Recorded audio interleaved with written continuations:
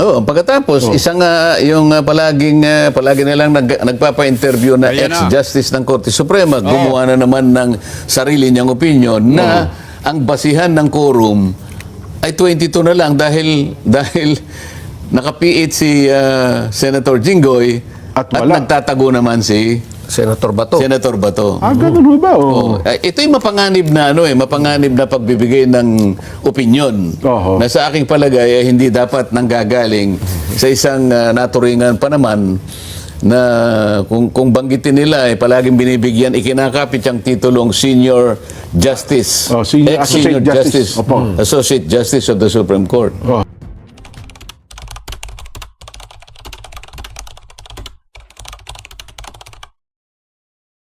Pagbati po sa inyong lahat mga kababayan at mga mahal po naming taga-subaybay. Ako po si Jazz Vlog. Rekta na kagad tayo mga kababayan. Pag-uusapan natin itong isang napakagaling na abogado mga kababayan at siya na po yata ang pinakamagaling na abogado sa buong Pilipinas mga kababayan.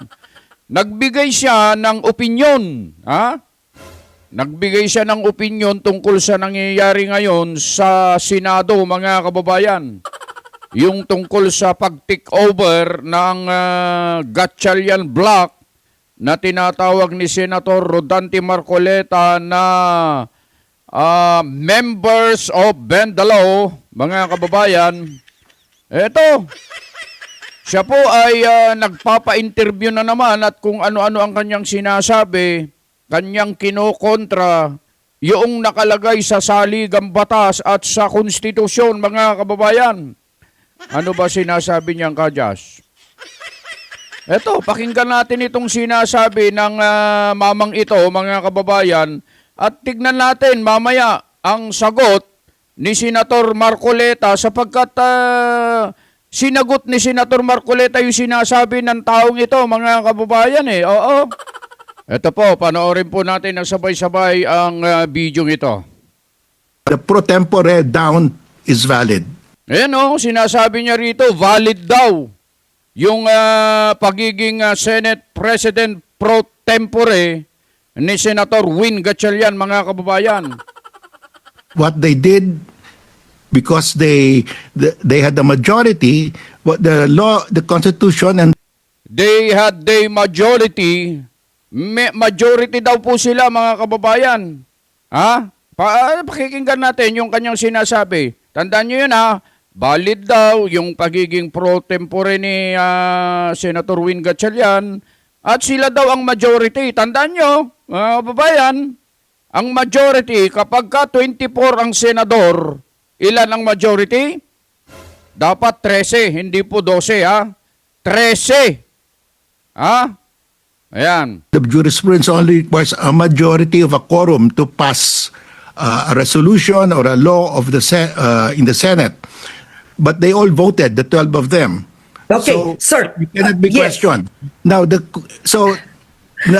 next question is, can the present Senate, as constituted now, the 12, under the Gatchalian faction, together with Chis Escudero, can they elect the Senate President? That's the question now. For me, that's the remaining issue. Yeah. I believe that they can because I believe that they can. Pwede ba sila, Anya, yung 12 na yon na mag-elect ng Senate President? Ang sagot niya, I believe that they can. Ibig niyang sabihin, mga kababayan, pwede raw, pwede. Pwede. Tuloy pa natin. when the Constitution says the Senate President shall be elected by a majority of all the members of the Senate, all refers to those who can vote and are not legally disqualified from voting. Because if the senator like Jinggoy is Tandaan nyo yung all na sinasabi, lahat ng senador at hindi dapat Anya disqualified sa pagboto. Mga kababayan, tandaan nyo yan. legally disqualified, you cannot count his vote.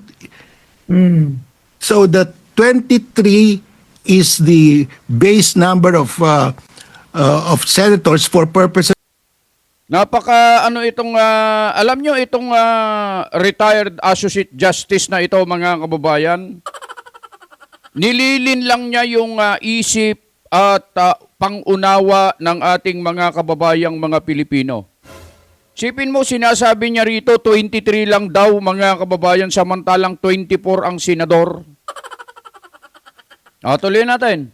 Of electing the Senate President. So a majority of 23 is 12. So they can meet. The next time they meet, they can elect validly the Senate President because They can elect validly daw, valid daw yung 23 na bilang mga kababayan ha.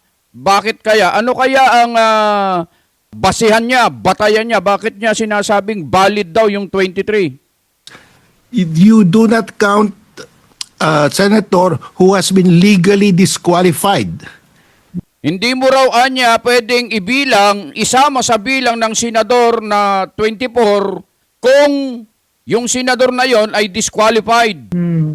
To vote because he was Okay. automatically suspended.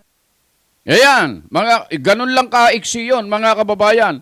Hindi raw pwedeng sumama na bumoto ang isang senador kung siya ay disqualified. Itanong nga natin sa Associate Justice na ito, Sir, Attorney, si Bato de la Rosa po ba at saka si Senator Jinggoy Estrada ay na-disqualified? Sila po ba ay na-disqualified? Yan ang tanong natin mga kababayan.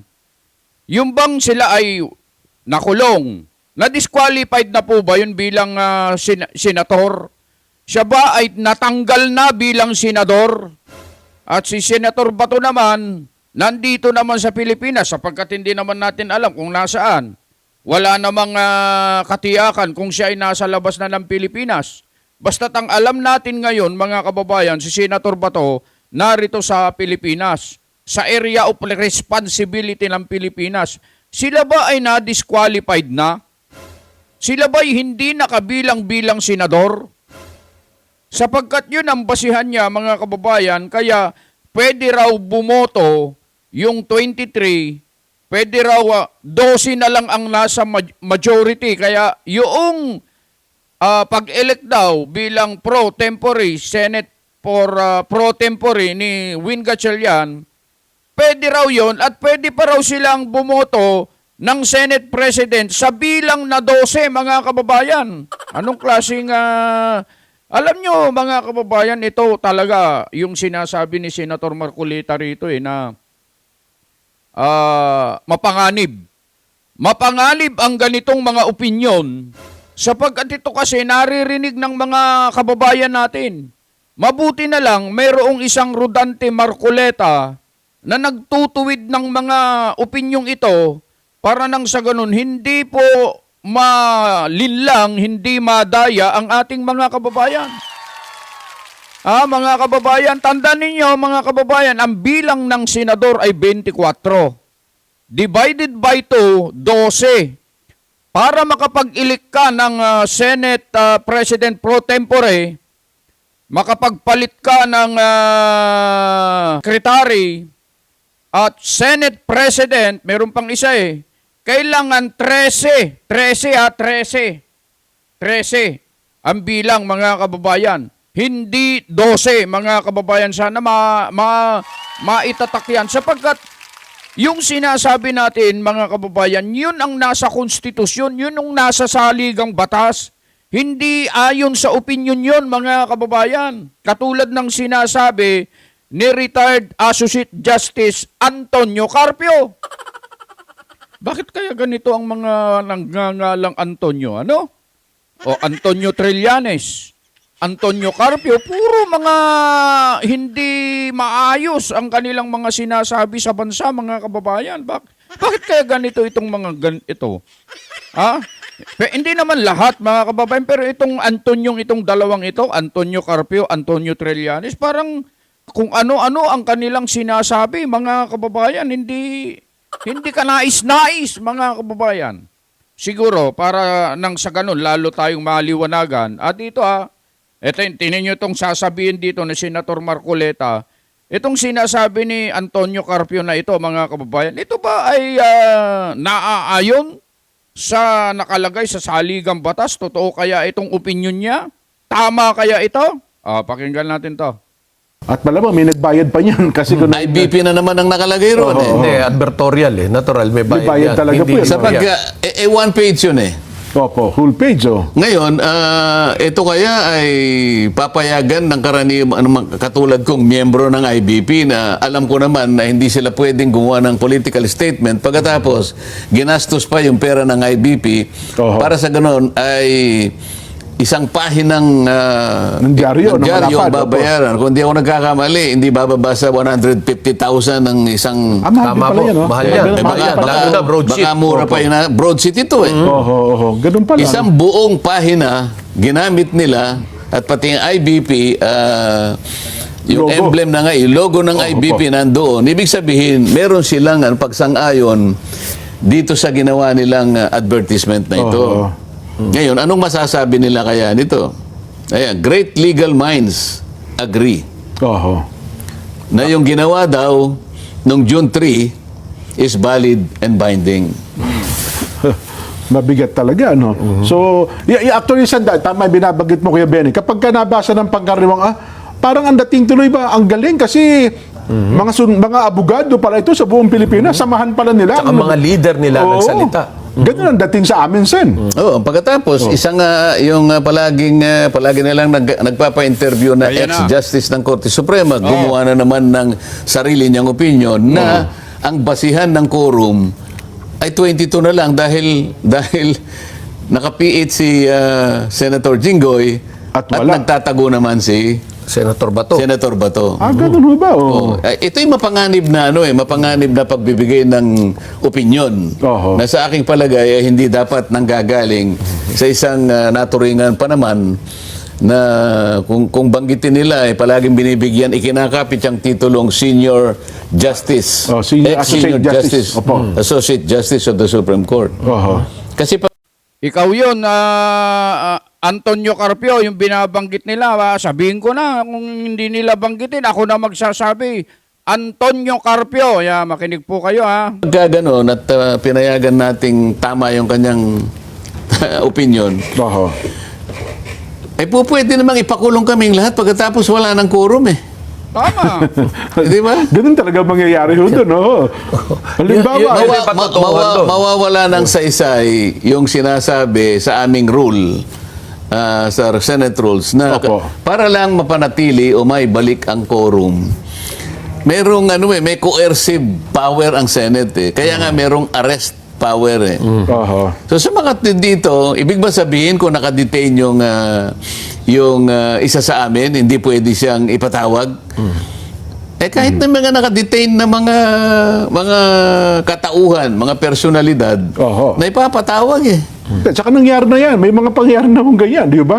Na kahit nakakulong nakatutupad bilang senador, Sen. Hindi kasi nawawala ang pagiging senador niya dahil nakulong siya. Oho. Saan niya Yun yung ibabata sinasabi yung natin. opinion na dahil siya nakakulong lang? Oho. Bakit?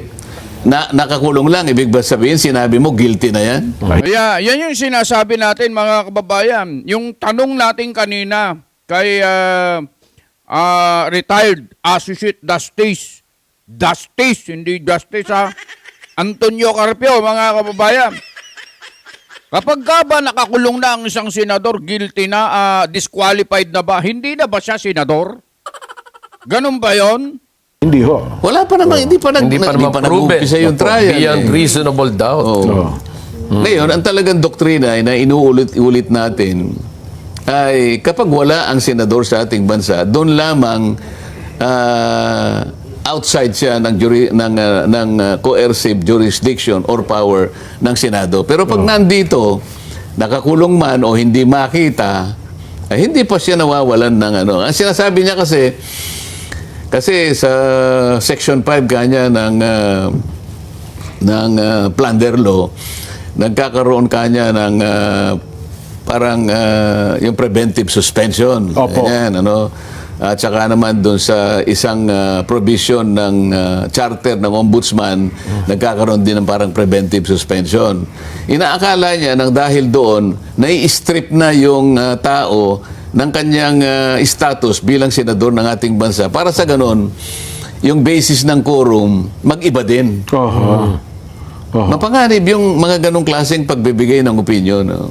At ang matindi niyan, sir, sumisitas pa po kasi ng mga naunang pagpapasa ng korte. Tapos, siyempre, yung mga tao na wala namang background sa legal, kapag ka narinig yun, sapagkat may taguri, no? Ganito ang ganito ang posisyon, ito ang nire-represent niyan, mapanganib talaga, Sen, kasi ang dating sa tao nun, kapag ka siya nagsalita, otoridad siya. Yun ang totoo, yun ang dapat nating tanggapin.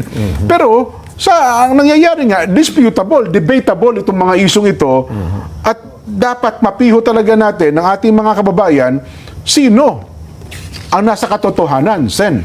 Di ba? Ganun nga eh. Especially Sen, sa mga taong masa na ang kaalaman pagdating sa batas ay hindi naman natin masasabing limitado. wala, Oo.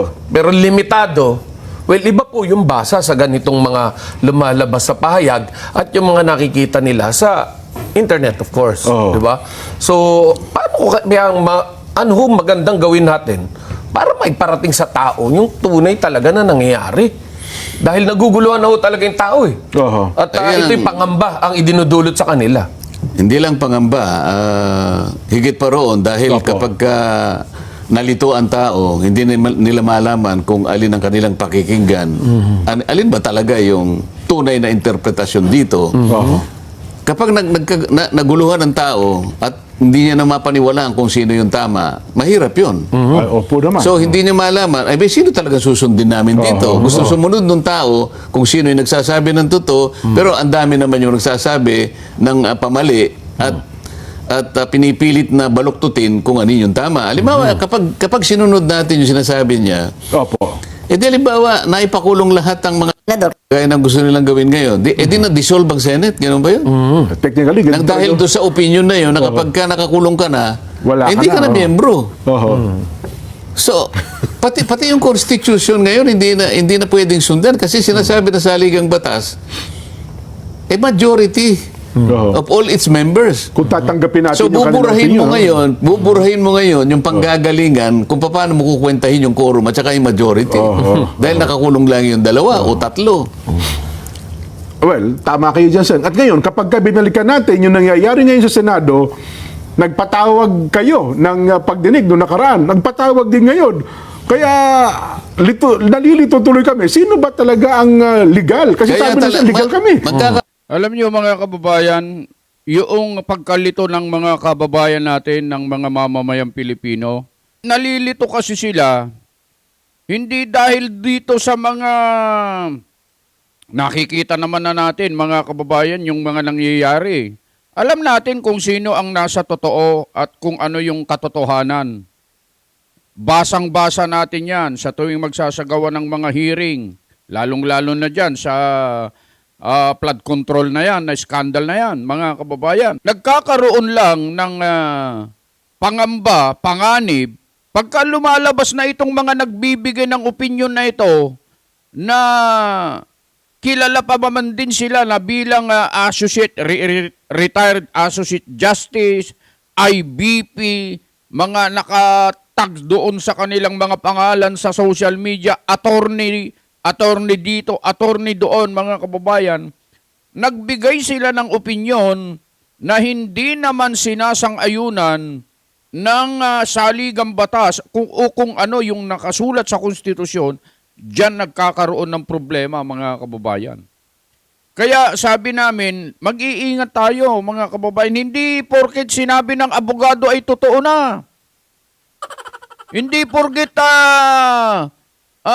meron kayong nabasa, napanood, nagsasalita abogado, pero tingnan yung mabuti, baka labag yan, taliwas yan sa sinasabi ng konstitusyon at ng saligang batas. Huwag kayong basta-basta magpapapaniwala, mga kababayan. Makinig kayo doon sa mga abogado na ang isinusulong para sa katotohanan talaga, mga kababayan, katulad ni Senator Rodante Marcoleta.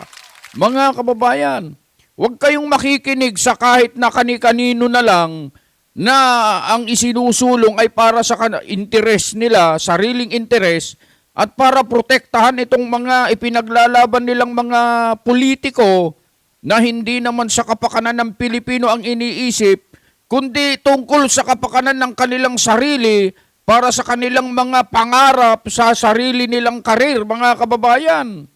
Kaya mag-iingat tayo. Karoon ng kalituhan talaga dyan. Pero makikita mo na lang dyan kung sino ang pinakikinggan na lang ng tao ngayon. Yun na lang po ang lilitaw din. bentaha. Tingnan mo na Yun. lang. Tingnan mo yung ginawa nila kanina. Ang sabi nila ay yun ay pagdinig ng Blue Ribbon Committee. Yeah. Opo. Ang totoo niyan, yung lahat ng mga gagamiting materyales na siya yung magiging basis ng pagdinig na yon, sinitas nila. Opo. Magmula doon sa mga naunang mga pangyayari at saka yung mga iba't iba pang mga privileged speeches na patungkol doon sa malaganap at may skandalong flood control projects. Yun ang naging referensya ng pagdinig kanina at nagpalabas sila ng notice pati yung 18 Marines ay kanilang inimbita.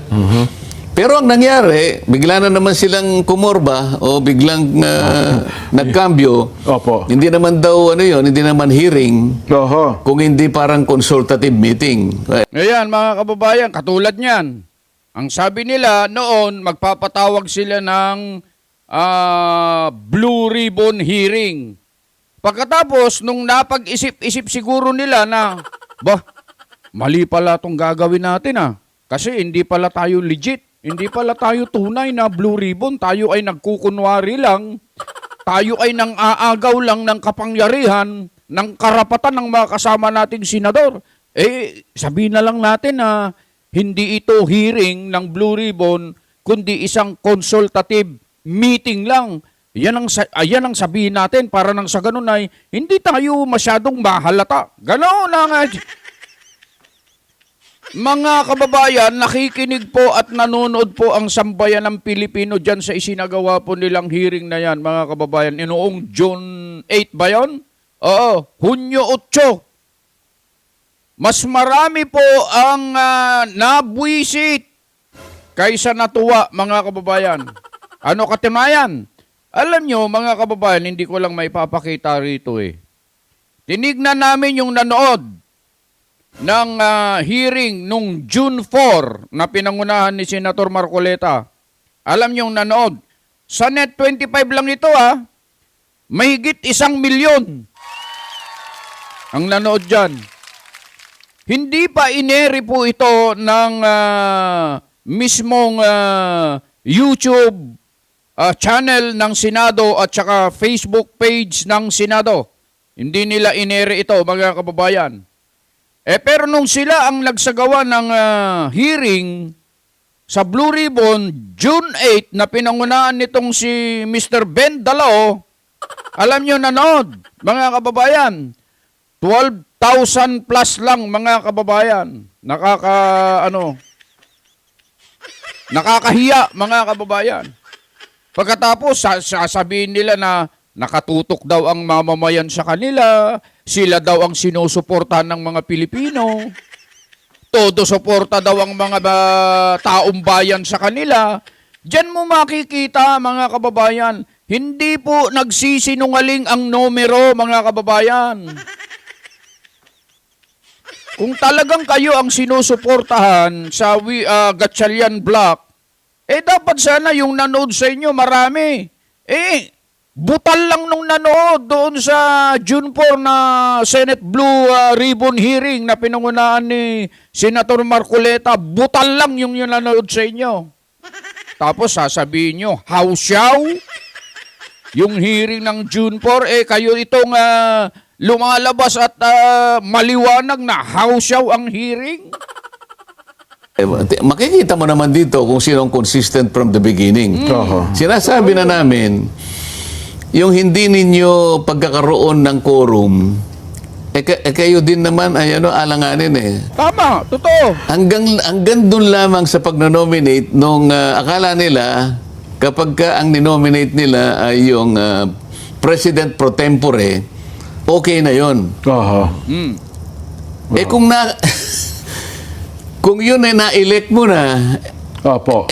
Sinong pipigil sa'yo para i-elect mo na yung Senate President? Kasunod na yun eh. Oo, yun ang- Kasi, di ba, nung isang araw ay pinapaliwanag natin dito.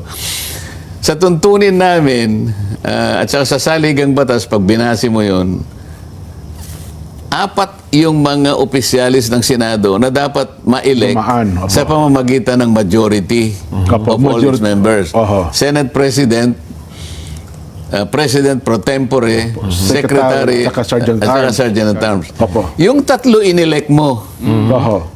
ba't yung Senate President Oho. ay hindi mo inelect? Kung talagang naniniwala kayo na legal ang ginawa ninyo, Tama. why did you stop short of electing the Senate President? Hindi Tama po eh. Bakit hindi nyo itinuloy kung talagang legal? Naniniwala kayo, kayong nasa, sabi nila, majority block na daw sila, mga kababayan, dahil sa naidagdag sa kanila si Chis Escudero na Judas, mga kababayan. Dapat, itinuloy na nila ang pag-elect ng Senate President. Bakit iniwan pa nila? Ibig sabihin nun, mga kababayan, nag-aalangan sila. At yung ginawa nila noong June 3, mga kababayan, isa lang estratehiya yon para pigilan ang flood control na isasagawa under sa pangunguna ni Senator Rodante Marcoleta. Yun, mga kababayan. Yun lang yun. panila din kinuha lahat, yung 4. Ano? Di ba? Oho. Dito lang, alam mo, i-analyze na lang natin kasi nalilito nga ang taong bayan kasi gamit ng sitas dito, sitas Yun, dito. yun po, Sen. Oo. Pero lohika na lang ang gamitin natin. Oho. Kung totoo at legitimate ang kanilang ginawa, Ayan. na yung 12 ay binding and legal, kagaya na sinasabi ng mga great minds agreeing Opo. with one another, ba't kayo huminto doon sa Senate President? Bakit hindi nyo pa inelect? Kuya Ben, ang tingin mo ron? Naging de facto nga raw yung president. Hindi, eh. nung una, binoto nila Senate President pro tempore. Oo. So, assuming... Apat yun eh. Alam nila na dapat ang elect nila, 4 na opisyal ng Senado. Yung Assuming okay na yun. sa organisasyon kasi, hindi ka makakapag-organize hanggat hindi mo inelect yung 4. Napupunan yung 4 na yun. Opo. So, Hindi, bakit hindi nila inelect na rin pati yung Senate President? Kaya nga. Kung legal na rin hong mayorya sila. Oh, Yun nga, tanong eh. hindi naman nila siguro aaminin na hindi legal yung pagkaka-elect na sergeant at arms. Natural, paninindigan po yun. Paninindigan nila yung pagkaka-elect ng secretary. Opo. Lalo naman nilang paninindigan yung pagkakahirang ng President pro tempore. tempore, opo. Yung isa, ba't di mo pa inelect? Tama naman pala lahat ng direksyon ninyo. Oho. Ito yung, kaya ganito natin pinapaliwanag. Para sa ngayon, yung taong bayan, yung lohika, yun na lang kanya sundan. Yun, opo. Pangalawa, bakit nila pinagre-resign si Senate President Alan Cayetano kung hindi nila kinikilala na siya pa ang president? Oo. Yan, tama. Ang pinakamabuti daw yung gawin ni Alan ay mag-resign Kaya na nga. lamang bilang Oo. Senate President. Kaya Opo. ibig sabihin, alam nila na Senate President pa si Alan Cayetano. Tama nga naman, mga kababayan. Kapag pinagre-resign mo ang isang tao sa isang posisyon, ibig sabihin yung tao na yon nasa posisyon. Halimbawa, si Senator Alan Peter Cayetano, siya ay Senate President. Tapos pagre-resignin mo, ibig sabihin, siya talaga ang Senate President. Bakit mo pinagre-resign? Oo. Kaya nga nila pinagre-resign eh. Oho. So ang ginagamit na lang natin dito, lohika, Yes. dahil nagawa nilang linlangin at dayain ng maraming tao, dahil nagsama-sama sila na como sila yung mga dekano ng mga law schools, kahit pa paano nga, meron silang Napapaniwala. napapaniwala at Totoo. influensya. Hindi ba? Oho. At lalo ngayon, Sen, sa makabagong teknolohiya, sa pamamagitan ng social media, paulit-ulit, hina-hype. Ano kaya, Benny? Ang tawag mo yun? Pag-hype, ano? Ang ginagawa ron, boosting. Boosting, binuboost nila yung ganong opinion para mas makarating sa mas maraming tao, Sen, ano ha? Ganun po. At nabanggit nyo lang pala kanina, ang tawag daw po ngayon, doon sa ginawa nila, ay ano daw tawag doon? Isa na lamang daw pong pagpupulong at orientation. Consultative meeting. Yon, consultative meeting at isa daw pong organizational briefing. Hindi na po BRC investigation pala ang nangyari na yon. Ayan, mga kababayan nakita nyo, yung sinasabi po natin kanina na kaya po napapaniwala yung ating mga kababayan dahil ibinubus po nila yung maling opinyon ng mga abogadong ito na ewan natin kung nakakuha po ng maleta ito, mga kababayan, para nang sa ganun kumalat. Kumalat sa buong kapuluan ng media at social media, makarating sa mga tao yung maling impormasyon, mga kababayan. Kaya, ang sabi nga po namin kanina, mapanganib po ito. Delikado, mga kababayan. Kaya, mag-iingat po kayo. Hindi porket abogado, napapanood niyo yung nagsasalita, may pangalan sa una, ATTY, attorney. Hindi po attorney ang tawag doon, mga kababayan. Pagka mali na, hindi na aayon na sa saligang batas ang sinasabi, mga kababayan, baka atoy ko. Yan, basketballista yon, mga kababayan, hindi attorney po yun, ha? Mag-iingat kayo, mga kababayan. At yun yung sinasabi ni Senator Marcoleta kanina. Bakit nila nilagpasan kung talagang naniniwala sila at naninindigan sila na tama yung kanilang ginagawa, tama sila, at balido yung kanilang ginagawa? Bakit mo nilagpasan ng Senate President? Bakit hindi mo pa inilik lahat? At ito pa, yung BRC hearing, binago nila. Ginawa na lang nilang consultative meeting na lang, mga kababayan. Kung talagang totoo po sila, ito mga kababayan, pansinin ninyo, kung talagang totoo sila, maninindigan sila. BRC hearing ito, Ito ang totoong Blue Ribbon hearing. Ngayon ang sinasabi po nila, Pagkatapos, iibahin mo. Hindi na pala BRC hearing ito. Ito ay isang consultative meeting na lang. Sabi ni Kiko Pangilinan siya kasi ang abogado sa kanila, mga kababayan siyempre, paniniwalaan nila yan kahit na hindi ganun katalino, paniniwalaan talaga nila yan. Abogado Yun yung sinasabi natin, mga kababayan. Hindi porket abogado, nagsasabi ng totoo yan. Katulad niyan, si Retired Associate Justice Antonio Carpio, na pangalan ni Antonio Trillanes. Mga kababayan, mag-iingat kayo dyan. Huwag kayong gaanong nagpapapaniwala dyan, mga kababayan. Madadaya kayo at mapapahamak kayo. Madadala po kayo sa hindi tamang paniniwala, mga kababayan, pagkaya ng mga pinakinggan yung mga tao.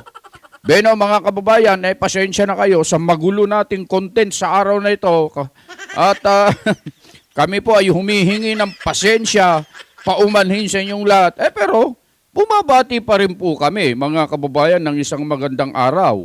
Anumang oras po ninyo mapanood ang bidyong ito, lalong-lalo na sa ating mga kababayan na OFW, mga kababayan po natin na nasa abroad, mga kapatid na nanonood po sa amin, lagi kaming bumabati sa inyo ng isang magandang araw at laging sinasabing ano man ang inyong ginagawa, nasa man po kayo, lagi po kayong mag-iingat.